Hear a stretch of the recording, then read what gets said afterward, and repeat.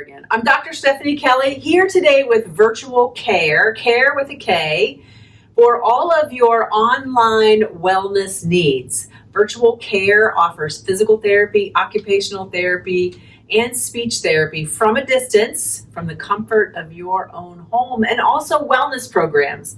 So I am a physical therapist, and I'm going to talk today specifically about the foot. So if you have any pain in your feet, especially as you go to move at the end of the day, when you go from sitting to standing and you feel that your feet are aching, or maybe you roll out of bed in the morning and you notice that your feet or your heel, maybe the arch of your foot hurts, there's some reasons for that, especially as you sit all day long. So we're going to take a look at the foot. So the first thing is to cross ankle over your thigh, and you're just going to give some love to that foot. We're going to give some massage to the foot. So you can have a sock on if you want to, or you can take your sock off, but just become familiar with the sensations of the bottom of the foot. So our foot is as far away from our brain as you can possibly get. And so sometimes we forget about the foot. We notice when it hurts, but we forget to really care for the foot. So we put our feet into shoes that are maybe a little bit too small or not the shape of our foot. And actually, we get to the point where that foot, that shoe is always supporting the foot, and we don't get used to walking barefoot. And what can happen when we're not walking barefoot is that the muscles, those small muscles in the feet, can actually get very weak. So some of the conditions that go along with the foot, one of the most popular ones is plantar fasciitis. So the plantar fascia fills in this whole arch of the foot, connects from the heel bone all the way up around the toes. So we're looking at our right foot. If you take your right hand and come around the foot, pull back on the toes, make sure you kind of pull on the foot to move, bend at the ankle and bend at the toes. I'm just going to show you what this looks like. So you're trying to get as much of a bend at the ankle as you can and as much of a bend at the toes as you can. Maybe you can feel that stretching in the bottom of that foot, in that arch. Feel the arch. So you'll feel some tough tissue in that plantar fascia. When you pull back on the toes, you tighten that plantar fascia. You should have quite a bit of motion in your big toe. If you're limited, or if you feel like that's tension on your big toe, then maybe it's the big toe that needs to be stretched in order to get that plantar fascia really working well. We have some energetic spots in the foot too. So you can release your foot. If you just take your thumb and rub, so right thumb onto that right big toe and rub right in the center of the bottom of your big toe. If that's tender to you, if you look at a reflexology map of the foot, that area represents worry. So when you give a little focus to the foot, you can take all of that worry and sort of just drain it right out of your body, just giving that big toe a rub.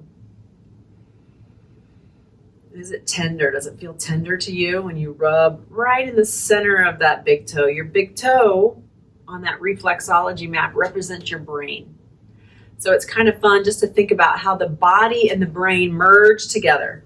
So uncross, and let's do the left foot. So the left foot, left ankle crosses over that right thigh. And again, you just want to rub that foot. Just feel the bottom of the foot. Can you feel that? Notice where you have any rough spots on your foot, any areas of callousing. That's where you're just giving a little extra wear and tear to that foot. Feel the heel. Does that feel okay? Is there any tender spots in that heel? And feel that plantar fascia. Feel that tissue in the arch of the foot while it's relaxed.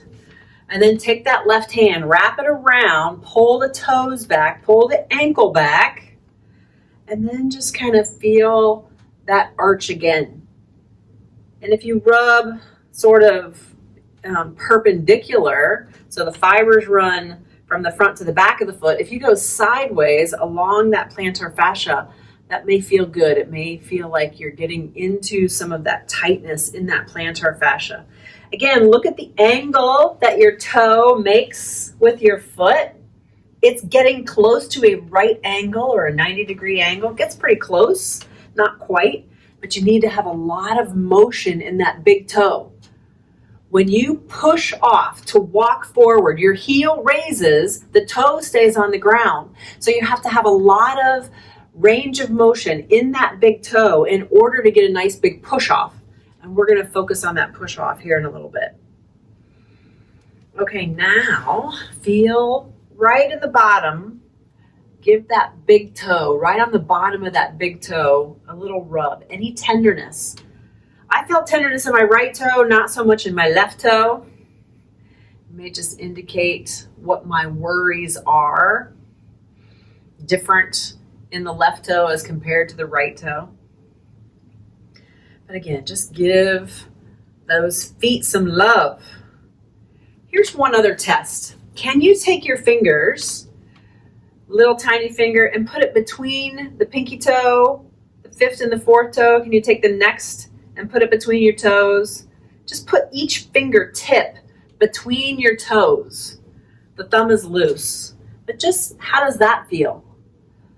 If you're somebody who takes that foot and kind of pushes it into a pointy or wedge-shaped shoe, you might not have the range of motion that your toes need. Your toes need to spread to really give you some good foundation and good push off and good balance on the floor, on the ground. We didn't do this on the other side. We got to switch now. And how does that feel when you spread those toes apart? So that's giving a little stretch to those toes, between the toes.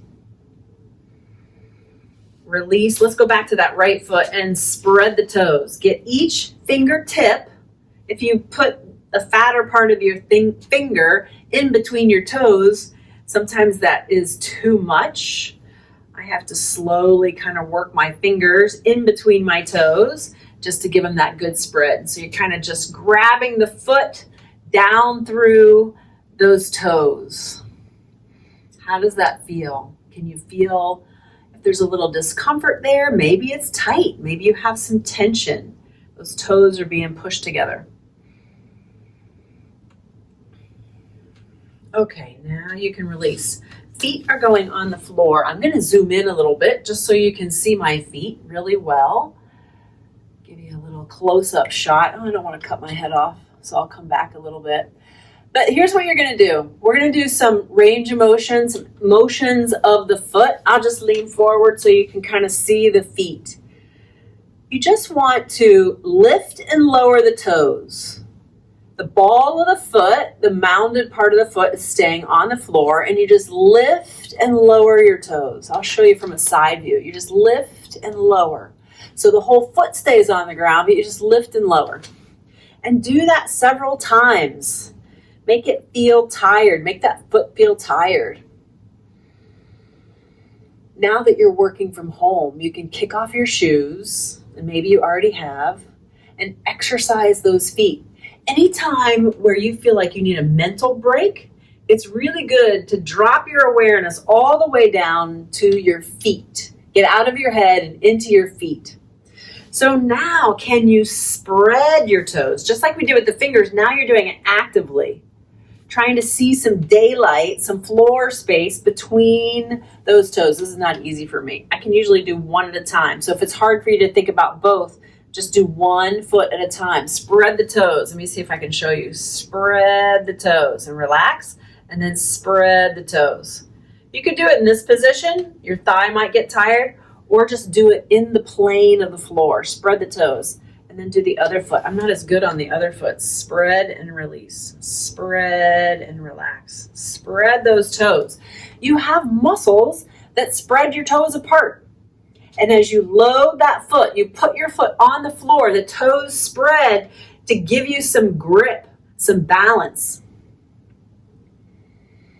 Now, one of the things that I did when we lifted the toes is you can see how my arch raises. See, it goes flat and then the arch raises. That's that plantar fascia. So as there's tension on the plantar fascia, that arch raises right in the middle.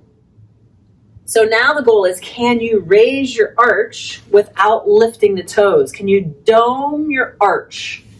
And then relax. The knees stay pointed forward and you just try to, I don't know if I can do it without lifting my toes. What you're trying to do is bring this part of the big toe mound, closer to the heel. Swing it around and dome the arches of your feet. Your toes may spread a little bit as you do that. And those are the little tiny muscles in the arches of the feet. I already have a cramp in one of them. I've worked it so much. But you'll see my feet sort of roll to the outside edge. And the arch domes. Now I don't lift the inside edge of my foot up, but I get a little bit of more weight bearing to the outside of the foot as the arch lifts. So these muscles, if we wear shoes that really conform to the arches of our feet and hold our arches up all day long, then these muscles don't have to do anything. So the more that you're barefoot, the more that you can kind of work these muscles of the feet, the better. So let's review. We did 3. We did lift the toes, spread the toes, and dome the arch of the feet. Now we're going to do heel raises. In this position, in sitting, you can just kind of lean on your knees, on the end of your thighs, give a little weight into those legs, and just go do heel raises.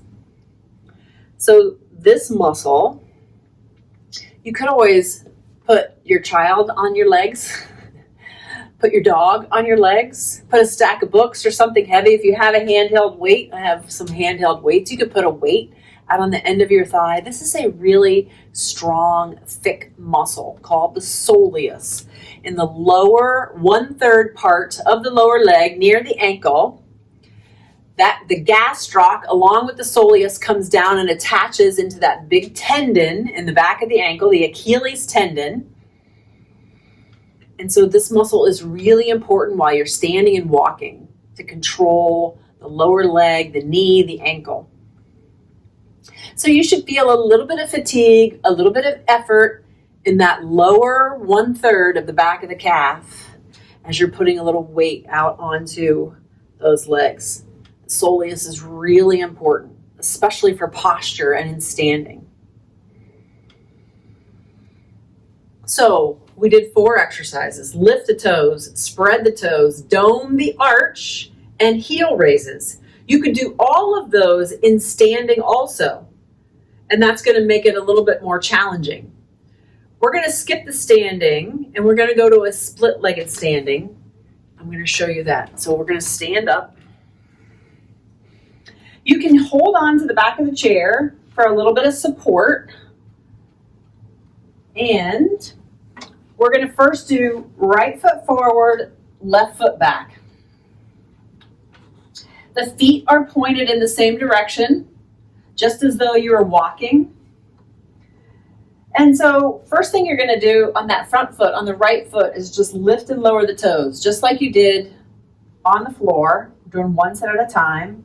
Lift and lower the toes.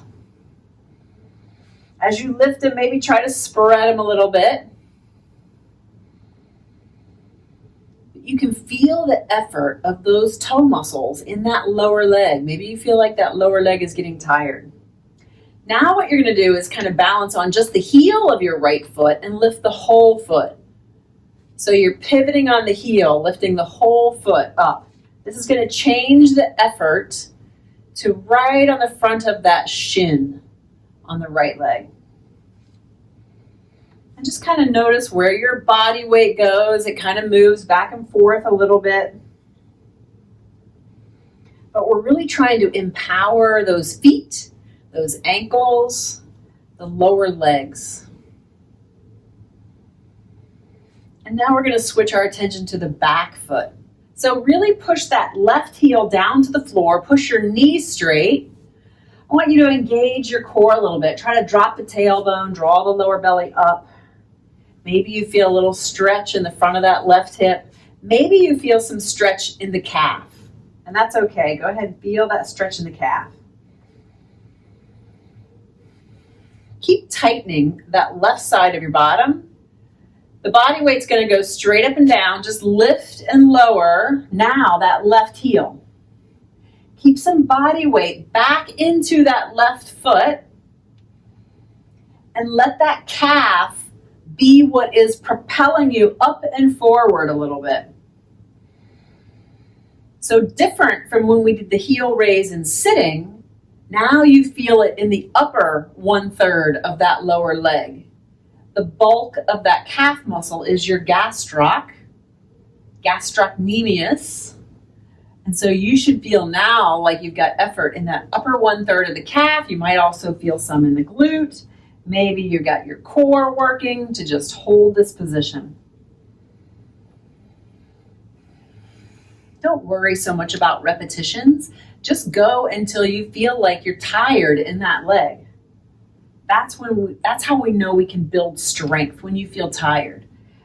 And go ahead and step the left foot forward. Now take the right foot back. We're going to do the same things. Stand nice and tall. It's okay if you're using something for balance. You can use the edge of your desk, the back of the chair. Now just raise and lower. We're lifting the toes. Left foot, front foot. Lift and lower those toes. Where do you feel the effort? Can you focus all the way down to that foot and just really notice, where do you feel the effort?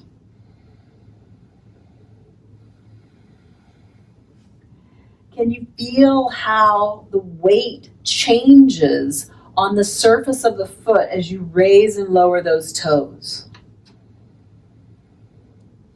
Maybe think about where some of those calluses were. That might give you some idea about where you put most of your weight on that foot. Now you're going to just pivot on the heel, raise the whole foot, like you're tapping those left toes or the left ball of your foot to some music.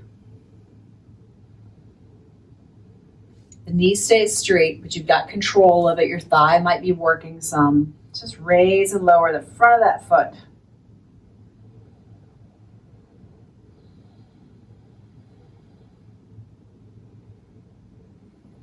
And rest that left foot. Maybe readjust if you need to. Push that right heel down. Push that right knee straight.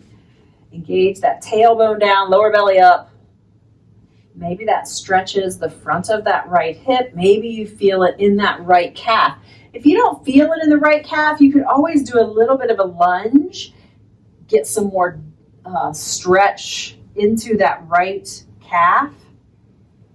Of course, you have to be strong in the front leg. This is just a nice position to kind of stand and balance in, because you can feel the effort in your thighs and your core holding you up. And now we're going to lift and lower that right heel till you get tired. See how long you can go. I'll kind of watch the time. Can we go a full minute of just raising and lowering that right heel?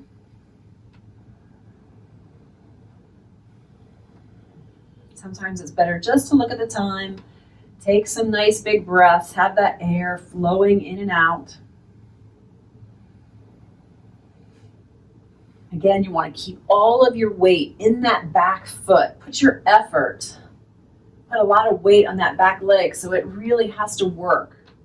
That gastrocnemius muscle in the upper 1/3, the bulky part of your calf. Can we get 15 more seconds?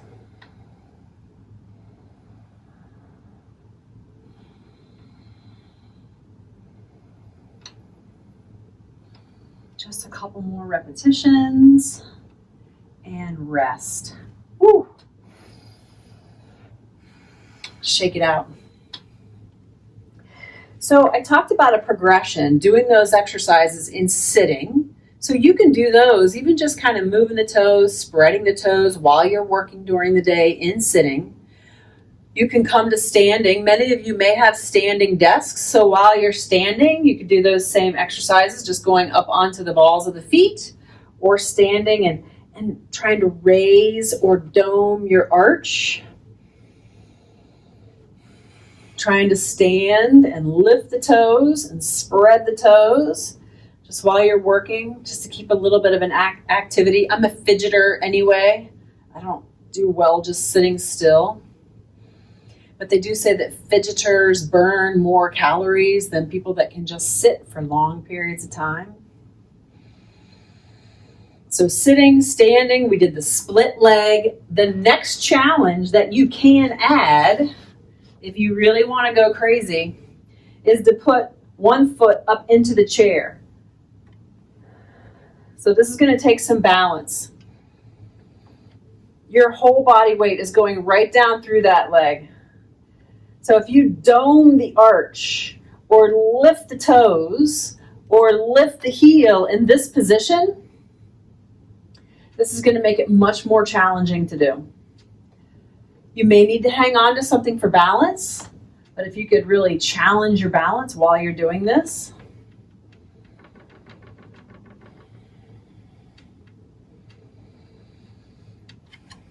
And then you want to do it equally on both sides. So you step up into a chair, probably not your spinny, rolly chair that is most comfortable for you to work in, maybe a dining chair or a folding chair like I have that you could add into your room.